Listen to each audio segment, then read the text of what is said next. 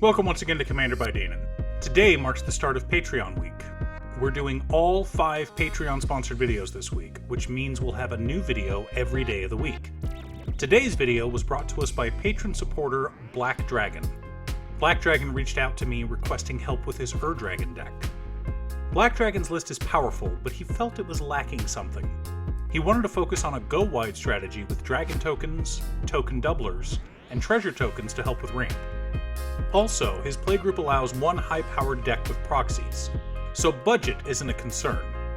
I looked through his list and had a good idea of what I want to do with the deck.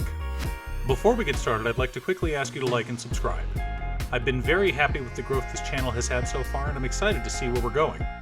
If you're looking for ways to support this channel directly, you can head on over to patreon.com/Danon. One of the tiers is specifically set up for Commander.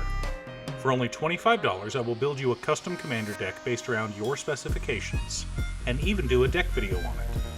With that out of the way, let's get into the video. The Dragon is a 9-mana 10/10 legendary dragon with flying. He also has 2 static abilities. The first one is Eminence. So long as the Dragon is in the command zone or on the battlefield, other dragon spells we cast cost 1 less to cast.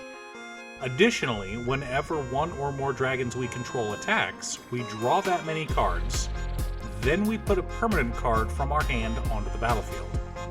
I've often said that the 2 strongest things you can do in Commander are draw cards and ramp, and commanders that do both are usually considered the most powerful, which is probably why the Dragon is an $80 magic card.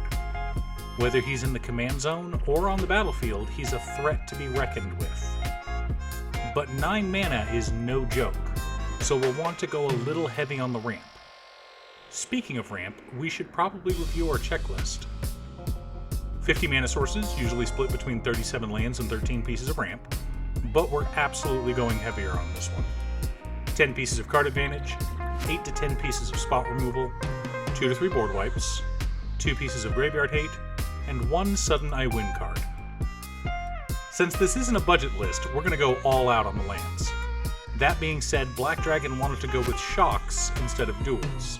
So we're running all 10 shocks, all 10 fetches, Command Tower, Cavern of Souls, Haven of the Spirit Dragon, Homeward Path, Jetmir's Garden, Ketria Triome, Rogrin Triome, Xander's Lounge, Zeatora's Proving Ground, Plains, Island, 2 swamps, 2 mountains, and a forest.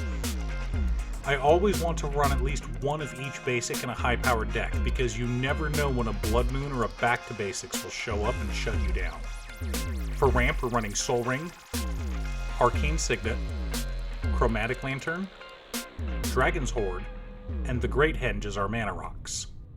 To play extra lands per turn, we've got Burgeoning, Exploration, 3 Visits, Farseek, and Dryad of the Elysian Grove.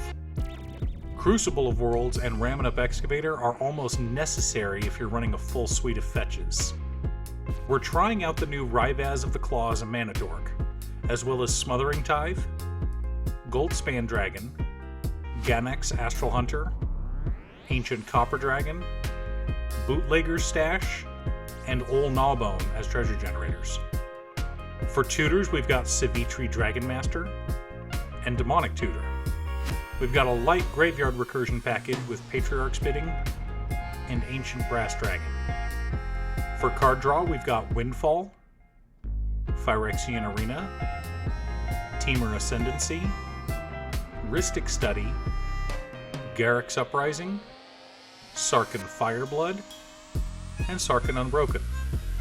I know that both of the Sarkhans can be used to generate mana as well, which is part of why they're in the deck. Our spot removal consists of Vandal Blast, Assassin's Trophy, Abrade, Beast Within, Generous Gift, and Anguished Unmaking. Ashiok Dreamrender and Commit Memory serve as our graveyard hate, while Heroic Intervention and Teferi's Protection keep our boards protected. For board wipes, we've got Silumgar the Drifting Death, Balefire Dragon, Crux of Fate, and Cyclonic Rift. Now, onto our dragons. As I stated earlier, Black Dragon wanted to have a bunch of token generators. So we're running Rith, Liberated Primeval, Laughless Dragon Queen, Mirim's Sentinel Worm, Utvara Hellkite, and Astral Dragon. Sylvia Brightspear and Thrakis the Butcher are here to help our opponents die faster. Karthus Tyrant of Jund is here to steal our opponent's dragons and to give our dragons haste. Dragon Lord Dramoka to ensure we can play our turn uninterrupted.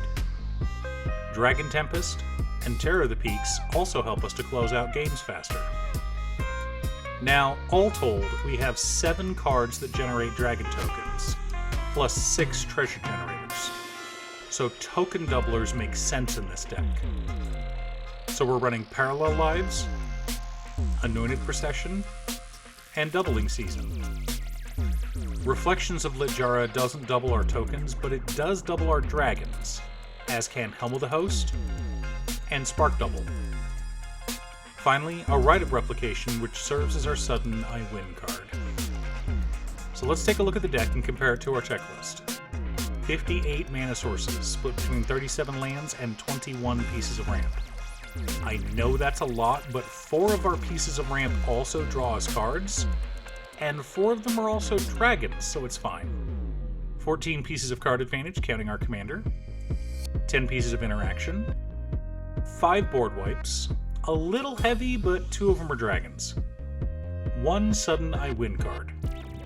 To explain why Rite of Replication is an I Win card, if you cast it for its kicked mana cost and target Terror of the Peaks, you win the game on the spot, even without any token doubling effects. Or if you want to be really funny, you could kick it and target Astral Dragon and have each of the dragon tokens Astral Dragon makes all target Dragon Tempest, which should be enough to kill the entire table many times over. I'm really happy with how this deck turned out, and I hope Black Dragon is as well. He and I had some discussion on which dragons he wanted in the deck. He specifically didn't want to run Dragon Lord Atarka or Kolaghan the Storm's Fury, so those were cut from my list. The deck is powerful and can ramp like no other. We've got plenty of interaction and ways to double our dragon tokens. Of course, the Astral Dragon with Doubling Season is one of the most fun interactions you can have in Commander. How did you build the Ur Dragon? Which dragons are your favorites to run in a Dragon Tribal deck? Thanks for tuning in. Once again, a huge shout out to Maynard to Cute Stuff. I couldn't make these videos without her. If you'd like to hire her to edit your own videos, there's a link to her Fiverr page below. I also wanted to give a quick shout out to all of my patrons: Jiraiya, Waffles, Muffins, Casey, Danny, Nick, Marcus, Black Dragon, and Phoenix of Ice. You guys are awesome. I post new Commander deck videos every Monday, Wednesday, and Friday, or you can click here to watch additional videos. Also, if you're a fan of anime and manga like I am, feel free to check out my other channel, Musings by Damon. Again, thanks for watching, and I'll see you all again next time on Commander by Damon.